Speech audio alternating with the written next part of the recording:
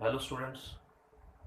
आज हम स्टार्ट कर रहे हैं एक्सरसाइज 4.2 प्रॉपर्टीज और डिटरमिनेंट के ऊपर बेस है। पहले 5 क्वेश्चनों में फर्स्ट 5 क्वेश्चंस में you do the question without expanding. It means आपको इसका एक्सपेंड नहीं करना, रो 1 रो 2 रो 3 या C1 C2 C3 से आप एक्सपेंड नहीं कर सकते। जैसा कि हमने डिटरमिनेंट निकालना सीखा था 4.2 में, आप डायरेक्ट इनके आंसर निकालेंगे यूजिंग द प्रॉपर्टीज। प्रॉपर्टीज के लिए मैंने पिछली वीडियो बताई थी आप लोगों को। अगर आप लोगों ने अच्छे से प्रॉपर्टीज को रिवाइज कर लिया है, अच्छे से लर्न कर लिया, तो आपको जल्दी क्वेश्चन समझ में आ जाएंगे। जिनको प्रॉपर्टीज के बारे में नहीं पता, पहले मेरी पिछली वीडियो देखिए, ठीक है स्टूडेंट्स। और पिछली वीडियो देखिए, उसको समझिए, नोटबुक में नोट कीजिए, उसके बाद ही आप ये कर पाएंगे।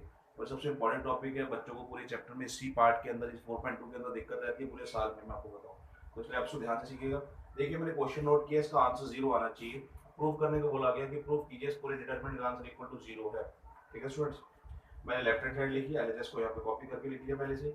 अब मैंने एक पीछे प्रॉपर्टी बताई थी, आप एक डिटरमिनेंट को दो कर सकते हैं। इसको करने के दो तीन तरीके हैं। इसको एक सिंपल सा तरीका बता रहा हूँ, इसको आप एक डिटरमिनेंट के you can make two determinant, एक के दो कर सकते हैं। कैसे? एक्स वाई जेड, कॉलम 1 में आ जाओ, एक्स वाई जेड सेम आ गया दोनों में। यहाँ से column 2 as it is A B C, A B C. यहाँ से आपने क्या लिखना है? एक्स वाई जेड, और इधर सेकंड डिटरमिनेंट में आ जाएगा ए बी सी। अब स्टूडेंट्स आपको याद हो आइडेंटिकल की प्रॉपर्टीज मैंने बताई थी। आइडेंटिकल के अंदर क्या है? अगर आप देखो कि कॉलम 1 और कॉलम 3 दोनों सेम है, तो आप लिखेंगे C1 and C3 are identical in determinant first. In determinant capital में लिख दीजिए, डिटरमिनेंट फर्स्ट। पहले डिटरमिनेंट में आपने देखा C1 और C3 दोनों ही आइडेंटिकल है। आइडेंटिकल का आंसर क्या होता है स्टूडेंट? 0 होता है। अब आगे बढ़ते हैं, इसमें देखो, इसमें C2 and C3, C2 and C3 ये तीनों अगर आप देखोगे, C2 के एलिमेंट्स है ABC, C3 के एलिमेंट्स है ABC, दोनों सेम है। तो C2 and C3 are identical हो गए ये भी, ठीक है ना। इन डिटरमिनेंट, कौन सा डिटरमिनेंट की बात हो रही है? पहले देख लीजिएगा, डिटरमिनेंट सेकंड में। तो इसका मतलब प्लस का साइन है बीच में, इसका आंसर भी 0 है, तो 0 प्लस 0 इज 0, तो आपका RHS आ गया। ठीक है स्टूडेंट्स, ध्यान से देख लीजिए। मैंने डिटरमिनेंट के दो बना दिए। मैंने पिछली वीडियो बताया था आपको प्रॉपर्टीज में कि कैसे एक से दो बनते हैं। तो इसका आंसर 0, उसका भी आंसर 0 प्लस 0 0, RHS आ गया बिना एक्सपेंड के। अब आपके सामने एक नेक्स्ट क्वेश्चन है, क्वेश्चन नंबर सेकंड है। इसका भी आंसर 0 के इक्वल आना चाहिए। पर स्टूडेंट्स एक छोटी सी बात ध्यान रखिए, जब मैंने एक डिटरमिनेंट के दो बनाए, हम किसी एक कॉलम को या एक रो को लेके चलते हैं, तीन तीन को नहीं कर सकते एक साथ। तो अब क्या करें? 0 कैसे आए? 0 डायरेक्ट लाने की प्रॉपर्टी मैंने बताई थी पहले आपको। सबसे पहली प्रॉपर्टी कि अगर एक रो में 3 0 हो या एक कॉलम में 3 0, तो आपका आंसर 0 हो जाता है। तो मैं इसमें कुछ ऑपरेशन लगाता हूँ। ऑपरेशन देखिए, इस क्वेश्चन को रो में चलते हैं। मैं आपको फिर से बता दूं, अगर आपने रो में चलना है, रो के अंदर आपने ऊपर नीचे चलना होता है, अप एंड डाउन चलते हैं ऐसे, ठीक है। तो मैं ऐसा करता हूँ, R1 goes to R1 plus R2 plus R3। अब आपके दिमाग में बात आ रही होगी कि सर हमें कैसे पता लगेगा कि ऑपरेशन क्या अप्लाई करना है हम लोगों को। तो स्टूडेंट इसकी प्रैक्टिस करनी पड़ेगी। आप लोगों को थोड़ा प्रैक्टिस करेंगे, आपको अपने आप समझ में आ जाएगा धीरे धीरे क्वेश्चन करना, ठीक है स्टूडेंट। आप इसको रो में भी चल सकते थे, रो 1 में नहीं, रो 1 रो 2 रो 3 इन तीनों को ऐड करेंगे। आप कॉलम में भी चल सकते हैं, C1 C2 C3, आप इन तीनों को भी ऐड कर सकते हैं, मर्जी आपकी है, ठीक है स्टूडेंट। मैं रो से चल रहा हूँ, तो आपने क्या करना है? रो 2 के एलिमेंट सारे एज इट इज, रो 3 के एलिमेंट्स सारे एज इट इज। अब मेरी बात ध्यान से सुनिएगा जरा आप लोग। रो डिटरमिनेंट के साइंस वर्टिकली लाइन सुनिए बिल्कुल। अब आपने इन तीनों को ऐड करना है स्टूडेंट्स। अगर आप इनको तीनों को ऐड करें, मैं इधर रफ में करके दिखा देता हूँ, जैसे आपको मैं नीचे कर देता हूँ।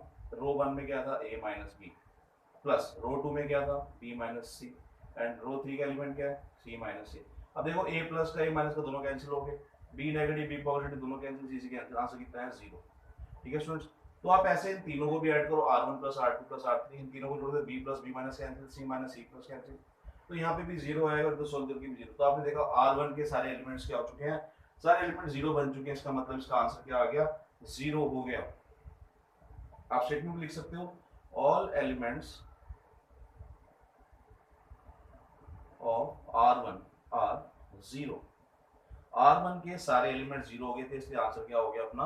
आंसर आ गया 0, जो कि किसके इक्वल है? RHS के। आप इसमें C1 plus C2 plus C3, यानी इनको भी ऐसे सकते हैं, C1 plus C2 plus C3 भी कर सकते हैं।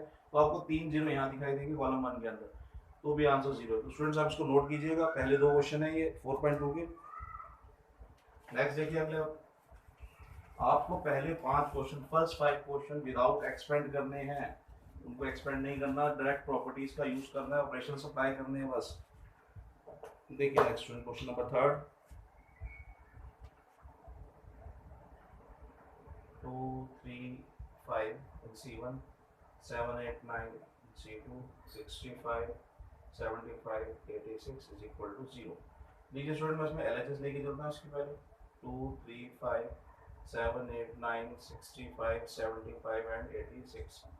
अब देखिए आंसर 0 लाना है बिना एक्सपेंड किए।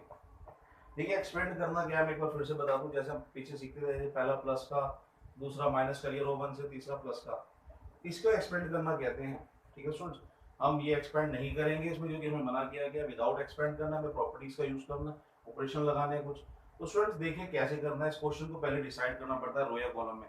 मैं देख रहा हूँ कॉलम 3 के एलिमेंट सबसे बड़े दिखाई दे रहे हैं, तो इस क्वेश्चन को मैं कॉलम से ही चलता हूँ, देखिए कैसे करें। अब देखिए 65 75 86 इनसे कंपैरिजन करें तो बहुत बड़े बड़े नंबर्स आ रहे हैं।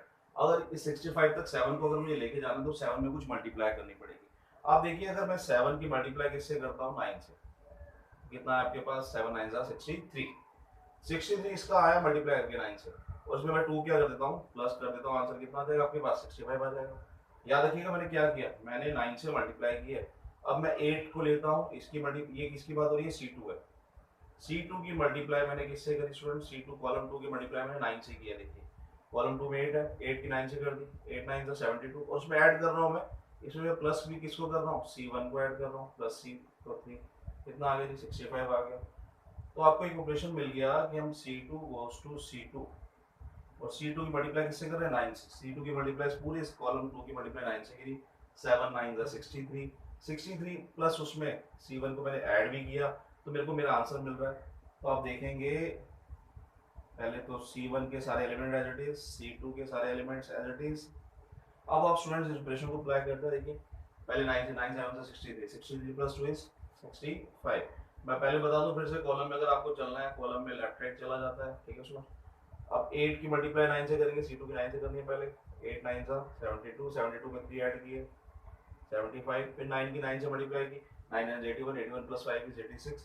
अब आप ध्यान से देखिएगा कि कॉलम 2 और कॉलम 3, कॉलम 2 एंड कॉलम 3 के एलिमेंट सेम है, तो आप लिखेंगे C2 and C3 are identical. Identical होने से आंसर क्या हो गया, आइडेंटिकल हो गया 0।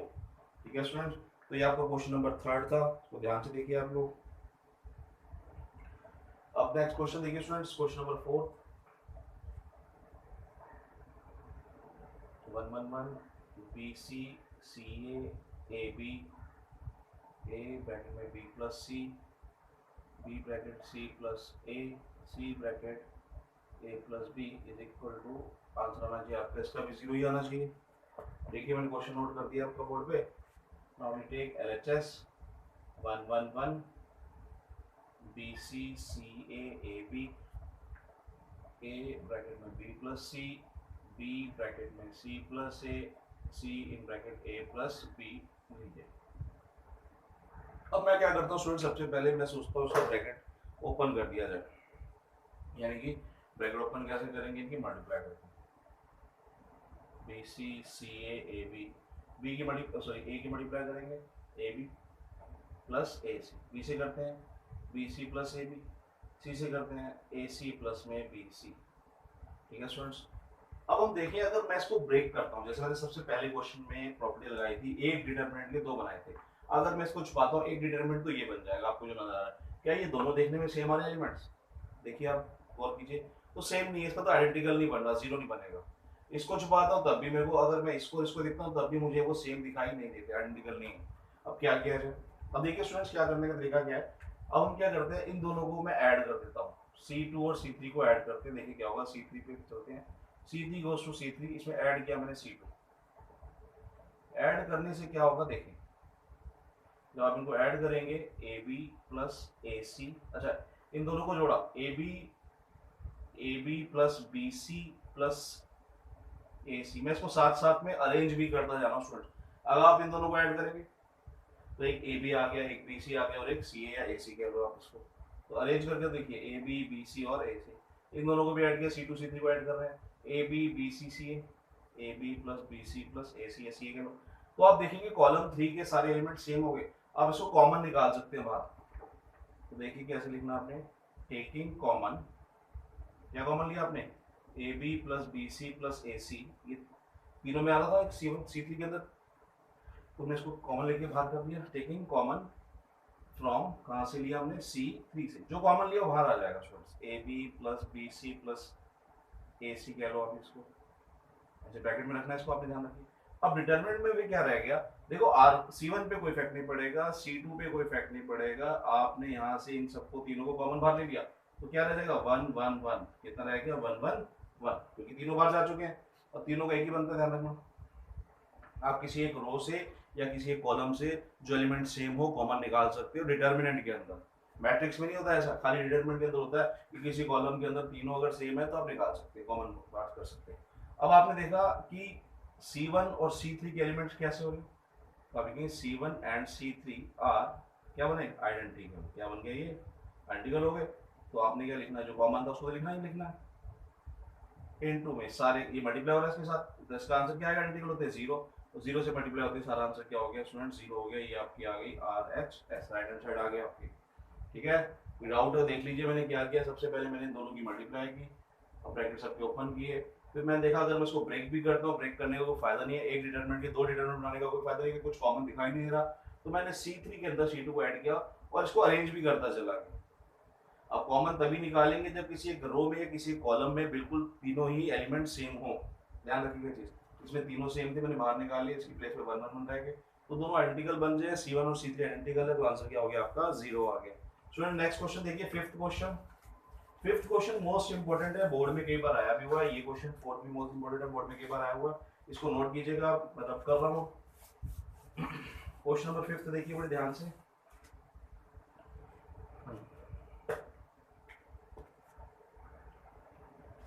फिफ्थ क्वेश्चन देखिए आप student, B plus C, C plus A plus B, ये कॉलम 1 के एलिमेंट है, Q plus R plus P and P plus Q, ये R2 के एलिमेंट्स हैं, Y plus Z plus X and X plus Y equals to 2 into में ABC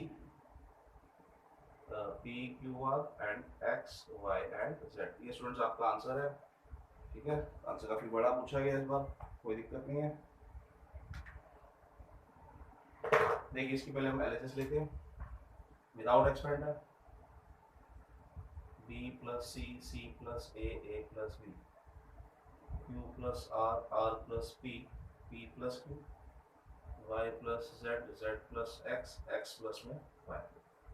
अब students पहली confusion ये है कि इसको रो में चले या कॉलम में चले, तो देखिए क्वेश्चन में रो कॉलम दोनों में चलते हैं। अब देखिएगा डिटरमिनेंट में ऐसा कुछ नहीं होता, देखिए अब मैं B प्लस C, अगर मैं BC को देखूं तो मैं अपने लेफ्ट की राइट की तरफ चलता हूँ, मुझे यहाँ कहीं BC दिखाई नहीं देते। अब मैं जब नीचे की तरफ आता हूँ, डाउनवर्ड चलता हूँ, तो मुझे BC दिखाई देता है, यानी ऊपर से नीचे चलना पड़ेगा। ऊपर नीचे चलने को मैंने कहा रो में चलना पड़ता है, तो ये रो 1 है आपकी, ये रो 2 है, रो 3 है, मैं इन तीनों को ऐड करता हूँ। ऐड क्यों कर रहा हूँ, क्या रीजन है देखिए, मैं बताता हूँ।